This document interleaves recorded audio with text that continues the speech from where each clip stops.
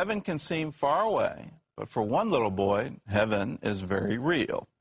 Colton Burpo was just 3 years old when he got a sneak peek at what is to come. Take a look.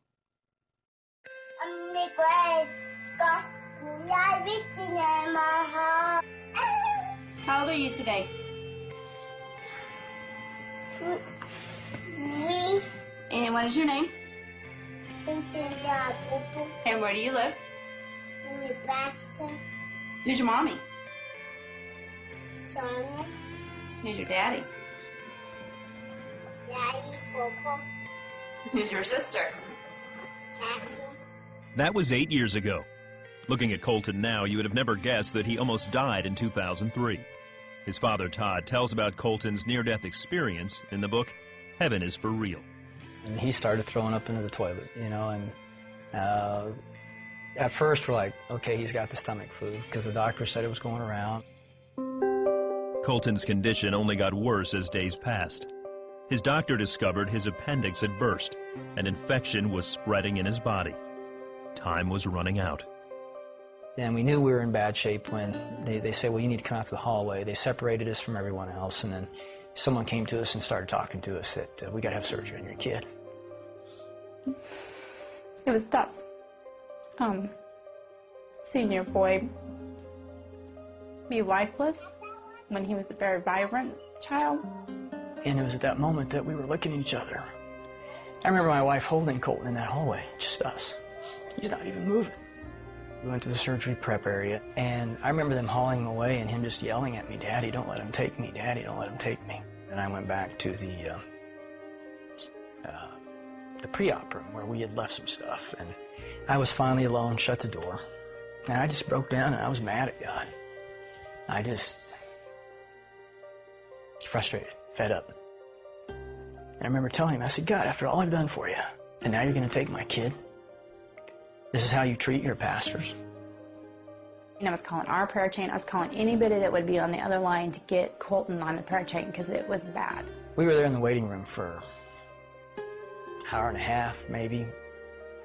Then I remember the nurse coming out. Is Colton's daddy out here? I'm like, yeah, well, Colton's in recovery and he's screaming for you. And I'm sitting there with him. And I remember my son in that room then looking up at me and goes, Dad, do you know I almost died? And my first thought was, maybe you overheard the nurse say that, or maybe they thought he was under anesthesia, you know, and he wasn't. But it wasn't till 4 months after we got out of the hospital that we finally listened to our son. And that's where I got to see heaven. No, Jesus and some angels came and flew me up to heaven. And I said, so Colton, what did Jesus look like? I knew that the first person I saw was Jesus. He was wearing white robes with a purple sash, and he just came down nicely and gracefully. Well, Dad, Jesus has markers. Dad, Jesus has markers. I didn't know what he meant, so I finally asked the right question. Colton, where are Jesus' markers? And he drops his toys down, and he stands up, and he just points, Dad, they were right here. He takes his fingers, points to the palms, then he bends over and touches the tops of his feet and looks up to me. That's where Jesus' markers were, Dad. When I was in the throne room of God to start with, so I got to see what that looked like. I was upset because I didn't know what was happening. What God did is he used people or things that I liked to calm me down. From there on, I felt better. And one day we're traveling together, and he looks up at me and, Dad, you used to have a grandpa named Pop, didn't you? I'm like, yeah, he's really nice. Really?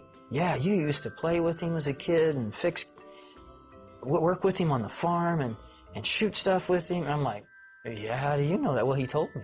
A figure came up, and he was Pop. He asked me, are you Todd's son? I said, yes. He said that he was his grandpa, so that's where I met him. Yeah, Pop, I was very close to him. And he was my most significant male role model when I was a kid growing up. But he was killed in a car wreck before I turned 7. I was busy paying bills again, because that's my job. And he came up and told me he had 2 sisters. Well, he had to say it several times before he finally got my attention. And finally, I put myself down and looked at him and says, "What do you mean you have 2 sisters?" "No, I have 2 sisters.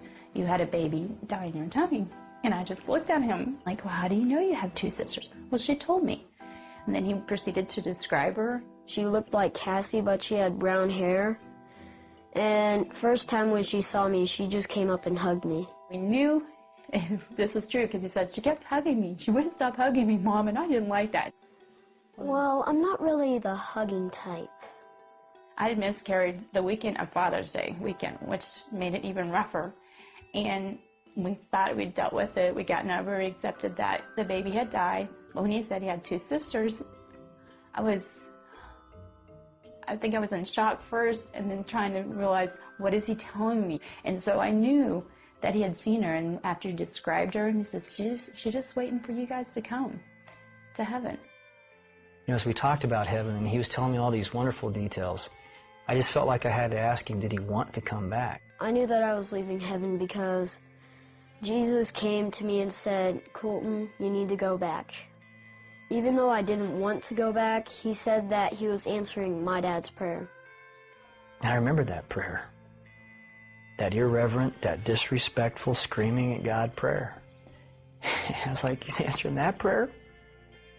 Today, Colton is a healthy 11-year-old and shares his heavenly journey with boldness. I learned that heaven is for real, and you're going to like it.